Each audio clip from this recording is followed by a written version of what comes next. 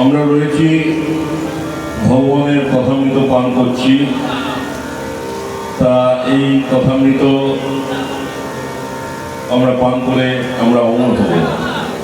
তার কারণ আপনারা জানেন, সমুদ্র মন্থন যখন হয়েছিল তখন এক ফোঁটা অমৃত যেখানে যেখানে পড়েছিল সেই জায়গাগুলো মহাকুম্ভ হয়েছিল। মানে কুম্ভ আজকে এলাহাবাদ, নাসিক, উজ্জয়িনী এবং হরিদ্বার 4 জায়গায় এই কুম্ভের থেকে যে অমৃত পড়েছিল তা সেখানে মহাতীর্থ হয়েছিল। তাকেই আমরা এই মহাতীর্থের অমৃত আমরা পান করছি। দেখুন, ভগবানের লীলা এ তো সমুদ্র। তা আমি একটা ভগবানের যে লীলা, তার ভেতরে অনেক লীলা আছে। ভগবান তো কালিয়া দমন করেছেন, ভগবান পুতনা রাক্ষসীকে বধ করেছেন, তারপরে আপনার লীলা, অনেক লীলা আছে। তার মধ্যে ভগবান ব্রহ্ম দেবতা, আপনারা জানেন দেবতার মধ্যে ব্রহ্মা, বিষ্ণু, মহেশ্বর। ব্রহ্মাজি তিনি মনে করলেন যে বৃন্দাবনে সবাই বলছে যে দেবতা জন্মগ্রহণ করেছে, কিরকম দেবতা, তা আমি একটু দেখি। ব্রহ্মাজি তিনি কি করলেন, বৃন্দাবনে এলেন এবং বৃন্দাবনে এসে তিনি দেখতে গেলেন। দেখলেন একটু রাখাল বালক একটা গরু চড়িয়ে বেড়ায়, সকালের নিয়ে সকালবেলায় মাঠে যায় আর সন্ধ্যাবেলায় ফেরে।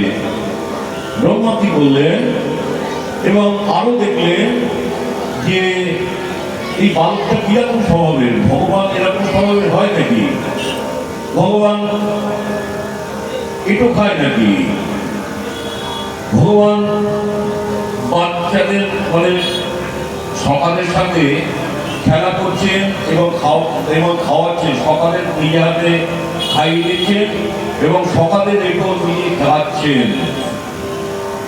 তো ব্রহ্মাজি বললেন, না এ তো দেবতা হতে পারে না, আমার তো একটু দেখবার দরকার কিরকম দেবতা। তখন ব্রহ্মাজি কি করলেন, ব্রহ্মাজি তিনি ওই যত গোবৎস ছিল না তাদেরকে তিনি এক জায়গায় নিয়ে লুকিয়ে রেখে দিলেন। এবং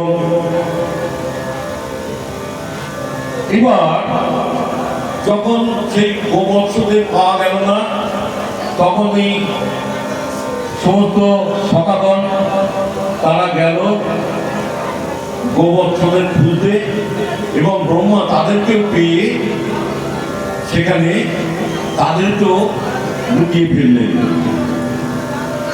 এইভাবে দেখুন, এবার ভগবান তো সবই জানে। গোপাল জানতে পারলেন যে এই কাণ্ডটি কেউ করেছে এবং সেটা ব্রহ্মাই কাজ, তিনি জানলেন।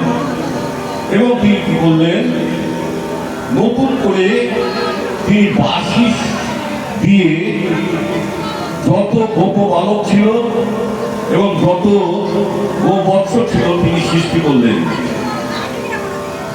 এবার সৃষ্টি করে তিনি কি করলেন, লীলা চালাতে লাগলেন। দেখুন, ব্রহ্মার 12 বছরে একদিন, তাই ব্রহ্মার লীলা এইভাবে ব্রহ্মা এইভাবে করে গেছেন। এইবার ভগবান তার লীলা চালাচ্ছে।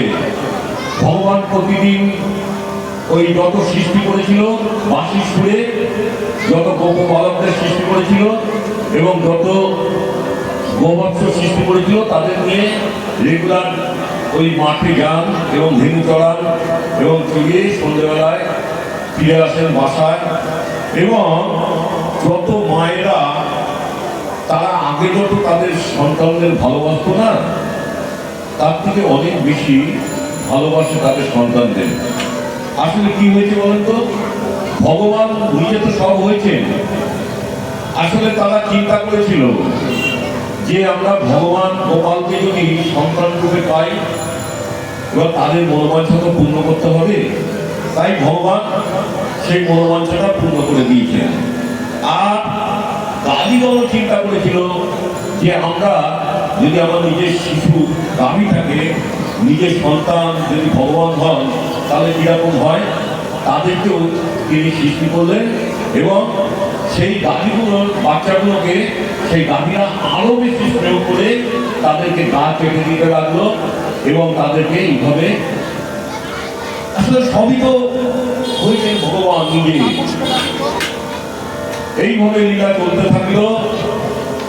এইবার ব্রহ্মাজি চিন্তা করলেন, তাই তো আমি তো এই সমস্ত কাজ করে এসেছি, তখন মনে পড়ে গেল। তখন তিনি চিন্তা করলেন যে তাই তো আমি দেখে আসি কি হচ্ছে।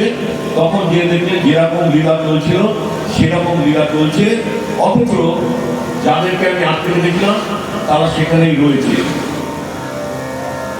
এইবার তিনি কি করলেন, তিনি চিন্তা করলেন যে তাই তো এর নিশ্চয়ই কিছু হবে। তার কারণ একেবারে যে মানে আমি বলেছিলাম যে ভগবান নয়, এরকম না, কিছু এর ভেতরে আছে।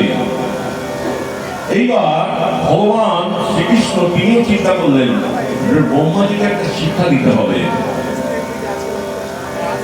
তিনি কি করলেন, ব্রহ্মা যখন এসছেন এই সমস্ত দেখতে, ওই ভগবান তিনি কি করলেন, নিজে ব্রহ্মার রূপ ধারণ করে ব্রহ্মলোকে বসে গেছেন। এবং ব্রহ্মা যখন সেখানে গেছেন ব্রহ্মলোকে, তখন দাঁড়িয়ে বলছে তুমি কে, আসল ব্রহ্মকে। বলছে কেন, আমি তো ব্রহ্মা।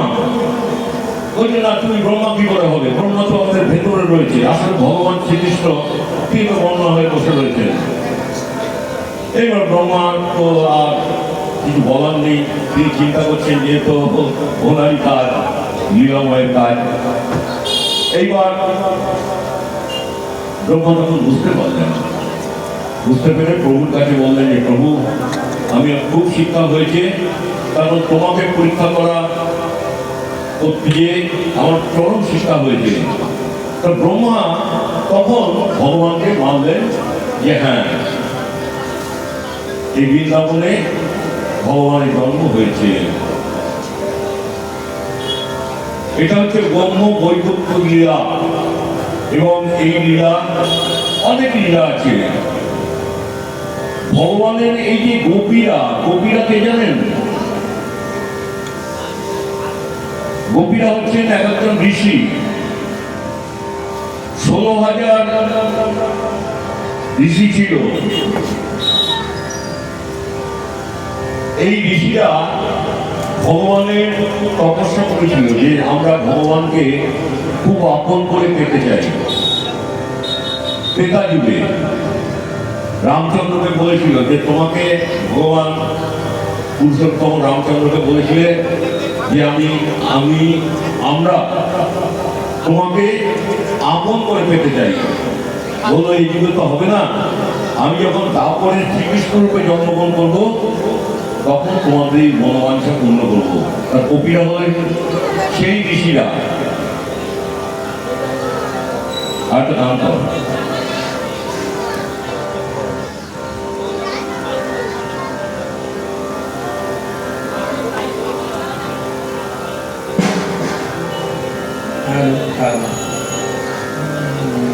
যাদের হরি বলতে ছড়ে তারা, তারার ভাই এসেছে রে। যাদের হরি বলতে নয়ন ঝরে তারা, তারার ভাই এসেছে রে। যারা আপনি কেঁদে জগৎ কাটায় তারা, তারার ভাই এসেছে রে। যারা আপনি কেঁদে জগৎ কাটায় তারা, তারার ভাই এসেছে রে। যাদের হরি বলতে নয়ন ঝরে তারা,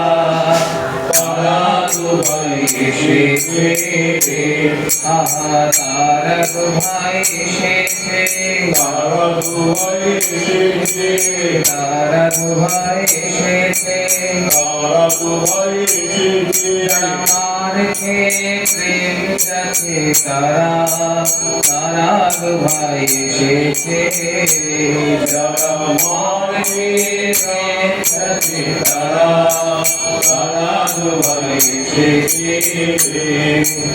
যারা ব্রজের কানাই বলা